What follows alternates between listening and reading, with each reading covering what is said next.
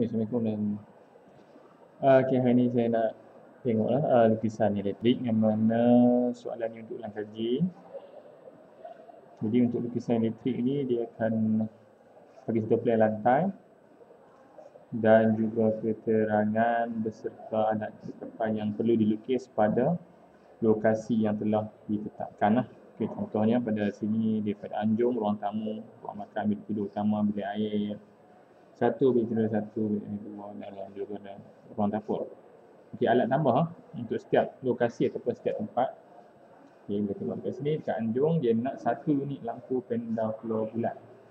Okey. Kemudian kat ruang tamu dia nak unit lampu chandelier. Okey.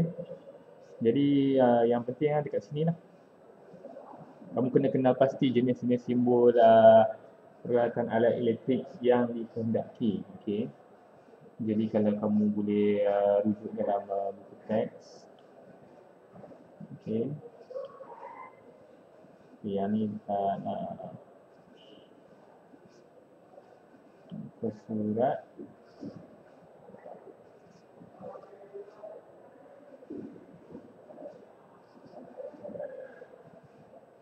Ini simbol yang kamu bentuk ni. Surat 191. Okey, ni untuk simbol untuk lampu panda floor bulat, boleh tengok dekat sini. Okey. Lampu panda floor bulat. Panda bulat segi 4, ada lebih kat dalam. Kemudian kita boleh tengok lagi apa yang dia nak, apa yang diperlukan. Okey, dekat ruang tamu, satu unit lampu chandelier, satu unit kipas siling, satu soket talian telefon. Okey, boleh rujuk lah nanti macam mana setiap peralatan elektrik yang diperlukan ni. Okay, boleh rujuk. Dan dalam banyak-banyak ni, okey, untuk kipas siling dia lukis yang tentu. Okey, kalau dia ni ada keterangan dia. Satu unit lampu chandelier ni dikawal oleh Swiss pemalap. Okey, kalau ikut simbol Swiss, yang bulat. Ni saya lukis tanpa guna tu. Dan dia punya sudut condong ni pemetik dia lah 45 darjah. Okey. Kalau di ada Swiss pemalap, sama juga, cuma dia ada huruf D.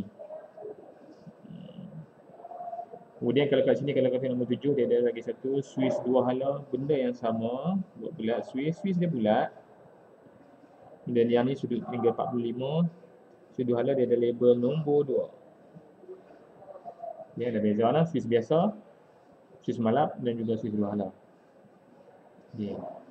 Jadi kita go through lah untuk setiap bahagian ni. Okey. Saya takkan guna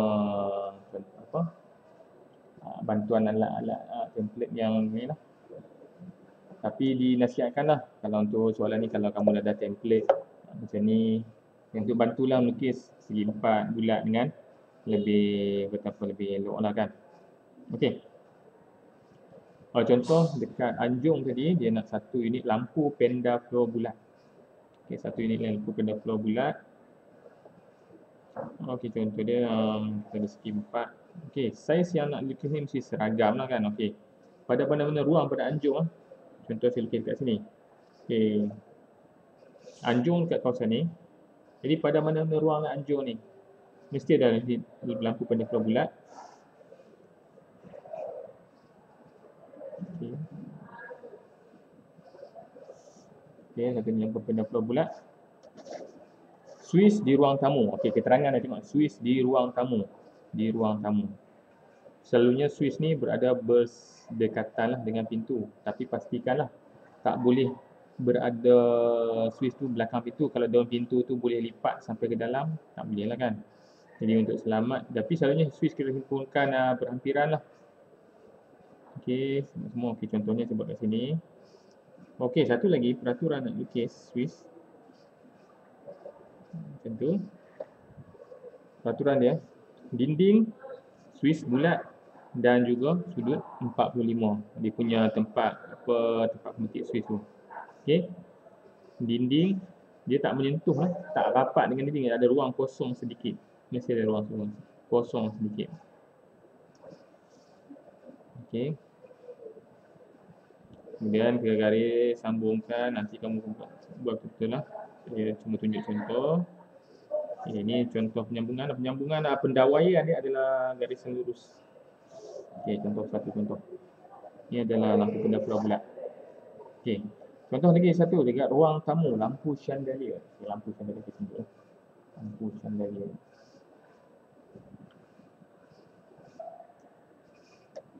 Lampu chandelier kita tengok lampu chandelier, lampu bulat. Okey. Ini contoh lampu chandelier. Lampu chandelier lampu hiasan lah. Jadi kita patut letak kat mana? Tengok. Okey. Okey, jadi contoh kandidat lampu chandelier. Okey, pada ruang tamu. Contohnya.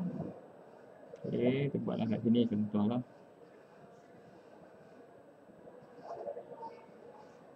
Okey.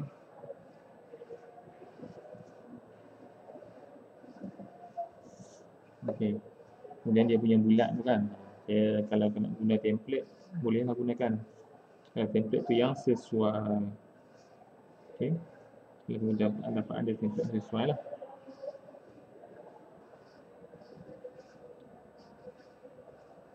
Empat. Satu. Dia bentuk segi empat. Palang dan juga macam X. Dalam lampu chandelier. Kita letak tengah. Okay, switch. Ni dia switch mualaf. Okey, tengoklah nanti susunan. Mungkin susunan saya ni tak berapa nak cantik kan. Sebab nanti kena ada kipas shielding atau ada soket telefon. Sepatutnya mungkin ke kanan sikit, kemudian kipas sebelah kiri sikit. Okey. Contoh sebab dia tak pertimbangkan tadi. Jadi tengok kipas saya dah ada kat bahagian tepi. Okey, sebab simbol kipas dia bulat. Okey. Kalau nak tengok simbol kipas, kat sini bulat.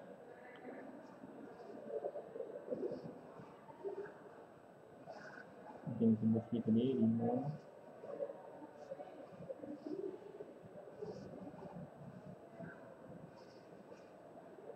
Okey. Nampaklah simbol kipas macam tu kan. Okey, ni simbol kipas.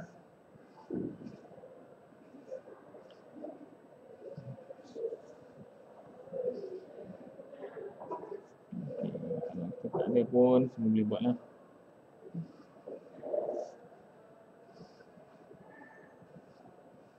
Mula-mula elok-elok lah.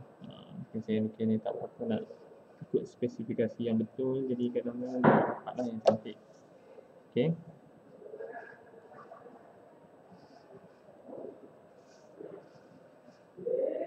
Kita tengok pusat ni kat mana. Kita nak senang kita nak buat.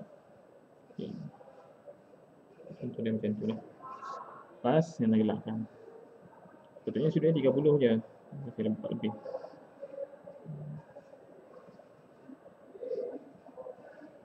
Dan lagi satu dia ada soket kan. Soket telefon. Soket.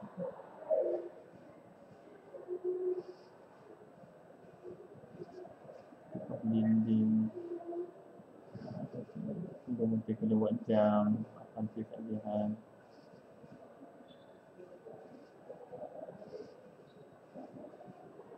Okey, soket sajian telefon.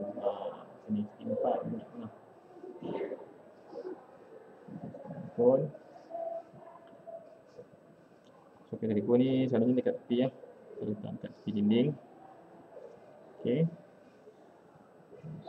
Contohnya saya letak kat sini. Okey. Telefon. Okey. Kalau boleh semua switch kita himpun kat satu tempat. Okey. Jadi kalau dalam kes ni kipas dia mesti ada sebelah dia dengan alatur kipas. Okey. Kipas mesti ada alatur kipas di bahagian sebelahnya. Okay. Jadi kita kena susun dengan baik-baik.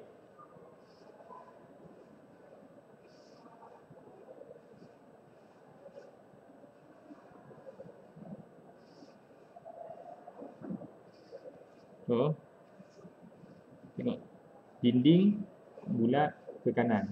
Tak kira dinding ikut mana pun. Okay, ni ada 5 kalau kita tengok dalam lembu teks tulis kat sebelah tepi kan D. Jadi kita ikut lembu teks sebelah D 5. Okay, kemudian untuk kipas dia ada alatur kipas. Itu tempat ni lah, tempat untuk ubah speed kipas tu. Okay. So sini ada letak alatur kipas. Alatur ni boleh ada di sebelah kiri atau kanan Swiss. Okay, simbol alatur kipas. Okay, contoh yang ni untuk yang ni sambungan untuk Swiss bagi lampu chandelier. Ini satu. Okay. Manakala untuk kipas, sini kan. Saya buat sini.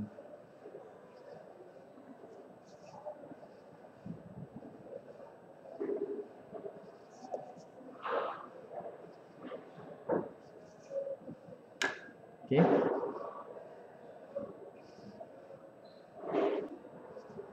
Okay, pendawaian ni garisan dia putus-putus. Nanti kamu bolehlah padam yang punya garisan ni. Sebab dia memang semua garisan putus-putus pendawaian. Jadi kena berhati-hati lah. Okay, kita nak cepat ke garis, kita pandang dia. Ataupun garis putus-putus dari awal lagi, okay. Okay, pendawaian ni semua garisan putus-putus bukan garisan yang nyata, jelas. Okay, ni contoh. Okay, yang penting kamu kena tahu simbol dan Swiss. Swiss mesti dinding bulat ke kanan. Nanti kita tengok kes lain, dekat mana Swiss yang boleh ada. Okey, contoh dia kemudian kita tengoklah. Dah siap dekat ruang anjung, dah siap dekat ruang tamu, dah siap. Okey, dekat ruang makan dia ada 2 unit lampu pendafloor dan 1 unit kipas dinding dikawal oleh 1 Swiss. Okey, 1 Swiss ni yang mengawal lampu pendafloor dan juga 1 unit kipas dinding dekat ruang makan kat sini. Okey. Okay, lampu pendafloor dan juga kipas dinding pada ruang makan. Okay, contohlah kalau kita nak letak kipas dekat sini dan juga lampu selalu dekat tengah lah kan. Okay, lampu pendafloor dia memang agak mudah lah dia punya simbol. Macam tu. Okay, lampu pendafloor tunggal lah. Bukan berkembar lah, dia tak ada berkembar lah. Ini simbol lampu pendafloor. Dan juga untuk kipas dinding. Kipas dinding. Okay, kalau saya nak letak sini. Kita letak dekat sini. Okay, tengok kipas dinding beza. Kalau kipas dinding dia macam kaki ada tapak. Okay, kemudian baru ada dia punya macam bilah kipas tu. Okay. Patutnya dia sudut 30 naik. Okay. Kipas dinding, bulatkan. Okay. Okay, kemudian dia dikawal oleh 1 Swiss sahaja. Dikawal oleh 1 Swiss, maknanya 1 Swiss tu mengawal fungsi kipas dan juga 2 lampu ni. Baik.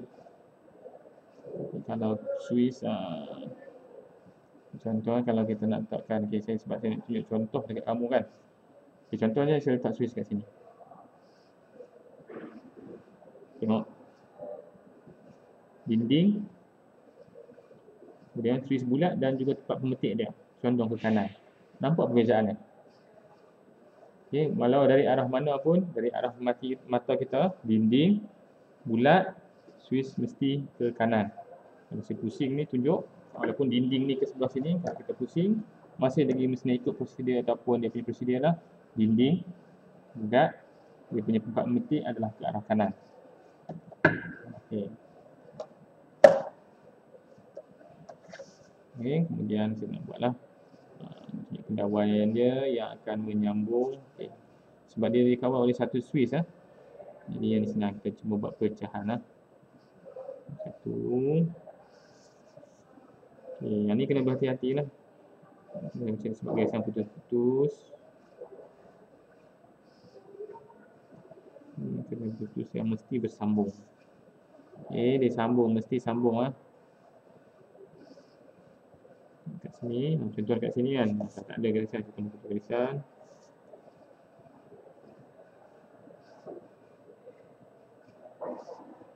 Kemudian sambungkan dengan kipas. Mana mesti kena kipas. Tak kisahlah kena tapak dia ke, kena dekat batang kipas ni ke kan. Mesti kena. Pendawaian tu mesti kena dengan alat kelengkapan elektrik. Contoh dekat ruang makan. Kemudian dekat bilik tidur utama ada satu unit penghawa dingin, satu unit lampu dinding berkembar. Bilik tidur utama ada satu unit penghawa dingin dan juga satu unit lampu dinding berkembar. Kita tengok penghawa dingin dan juga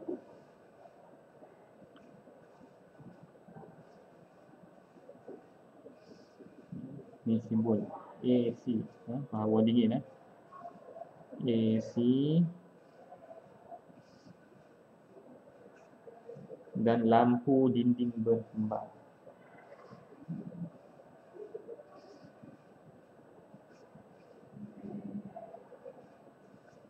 Yang ni lampu dinding berkembar. Okey, yang ni ada dekat bilik tidur utama.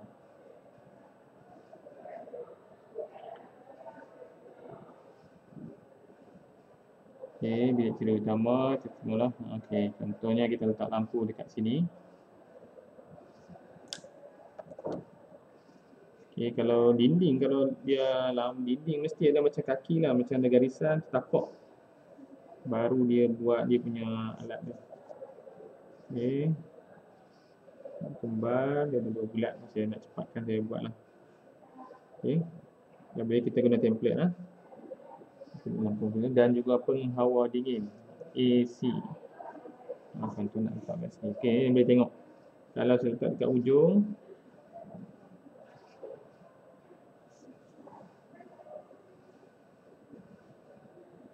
macam mana kita nak buat tulisan ni, kita mesti ikut yang asal lah macam ni.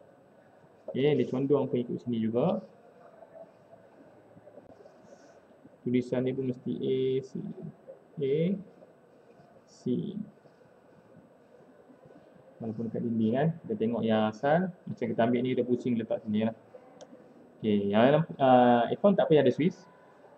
Tapi lampu kena ada switch. Okey, contoh ni kat sini. Ni kat sini bulat. Tepi pintu lah selalu switch ni dia ada tepi pintu. Sebab senang kita bila masuk bilik, kita press on. Terus sambung. Mesti kena. Okey. Kemudian kita tengok bilik tidur utama dah bilik air 1, point pemanas air. Okey. Dalam bilik air 1 ni ada point pemanas air lah untuk kita lah mungkin kan. Jadi point pemanas air. Kita tengok simbol untuk point pemanas air.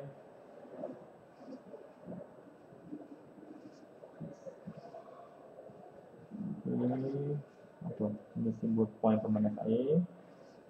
Ini lah simbol point pemanas air. Ini bulat dan tu ada.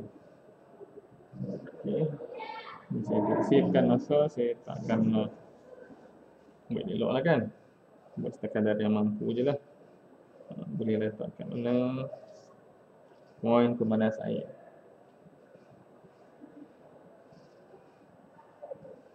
Okey. Point pemanas air boleh rujuk. Senang kan? Okey, dan juga di bilik tidur 1 ada satu unit lampu dinding berkembar juga. Bilik tidur 1, tengok satu unit lampu dinding berkembar. Okey, contoh kita letak kat sini pula lah. Okey. Tapak dia macam tapak dia macam ni, yang kaki ni. Okey.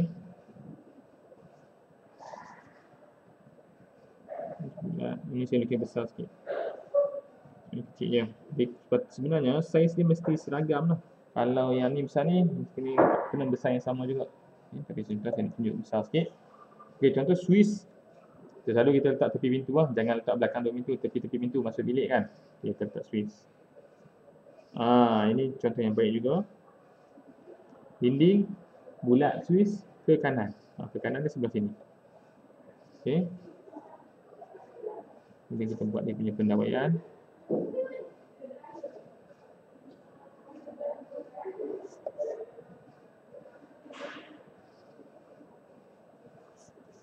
Okey, mesti kena pada alat.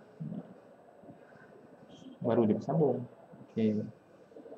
Kemudian ada juga bilik air 2. Satu unit lampu glob. Bilik air 2 ada satu unit lampu glob. Bilik air 2 dia ada satu unit lampu glob. Biasanya dia ada switch 2 hala sebab dia ada 2 pintu. Boleh akses tadi dia tu dan juga daripada arah luar. Ini kita tengok dulu simbol untuk lampu glob.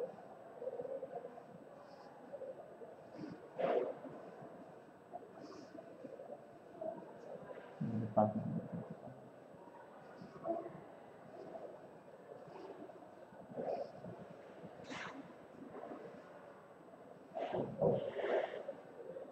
ni lampu glob. Okey. Ni lampu glob, satu unit lampu glob. Okey, dia ada dua jenis kan, lampu glob dan lampu keliling. Dia ni dia cuma beritahu lampu glob. Lampu glob sahaja. Ni dekat bilik air 2 satu unit lampu glob. Contoh ada yang ni. Jadi biasa tengah. Dan dikawal oleh switch 2 hala. Okey, yang ni kita kena letak satu switch sebelum masuk bilik air kan. Tepi pintu. Bulat, dinding bulat ke kanan. Kalau kita tengok dari arah sini, dinding bulat ke kanan sebab tu kita di sebelah sini. Dan dekat pintu pun sebelah sini, dinding bulat. Ni dah ada ke kanan. Okey, ke kanan. Okey. Yang ni kita kena buatlah sambungan. Okey, contoh switch kalau kita nak buat wiring dia macam ni pun boleh. Tak salah. Okey, macam ni boleh. Tak salah. Tu. Kemudian lagi satu pun sama.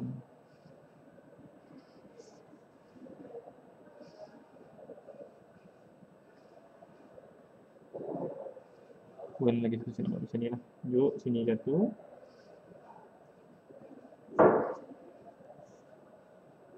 Yang sini. Sebab ni macam lalu atas ceiling lah. Okey. Okey. Dan jangan lupa label nombor 2. 2. Kalau dari arah sini. Kalau kamu rasa susah nak tulis, boleh pusing lah kan atas ni. Mesti ada label nombor 2, satu dekat sini, dekat dia punya tempat pemetik.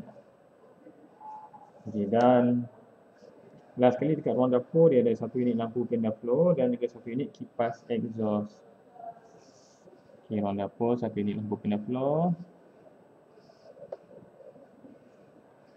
dan satu unit kipas exhaust. Kipas exhaust dekat sini lah. Kalau kipas exhaust yang ni dia simbol dia lain sikit. Dia tak salah kipas.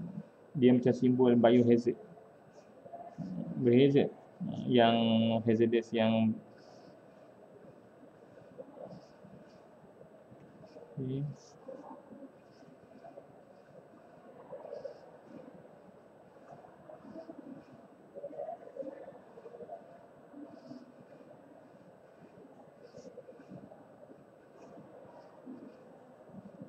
Ni macam dia tak apa nak cantik sikit. Boleh tulisan cantik lah. Biohazard. Okey. Okey, tempat switch dia kita nak letak dekat mana? Dekat ruang dapur. Okey. Kalau kita letak kat sini pun boleh lah. Sebelah pintu ni. Satu. Dua switch. Dinding bulat ke kanan. Dinding bulat ke kanan. Okey, ni switch untuk dia punya kipas exhaust satu.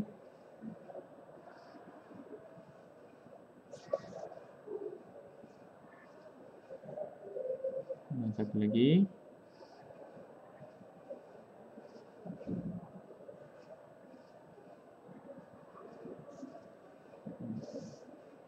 Okey, dalam macam tu dah siap dah. Yang terpenting kena tahulah simbol-simbol yang utama macam kipas ceiling, lampu penda floor. Okey, dan cara macam mana kita nak buat wiring dia. Okey. Di soalan ni memang bantulah, tapi kamu kena tahulah dia punya simbol untuk setiap alat terdapat di titik.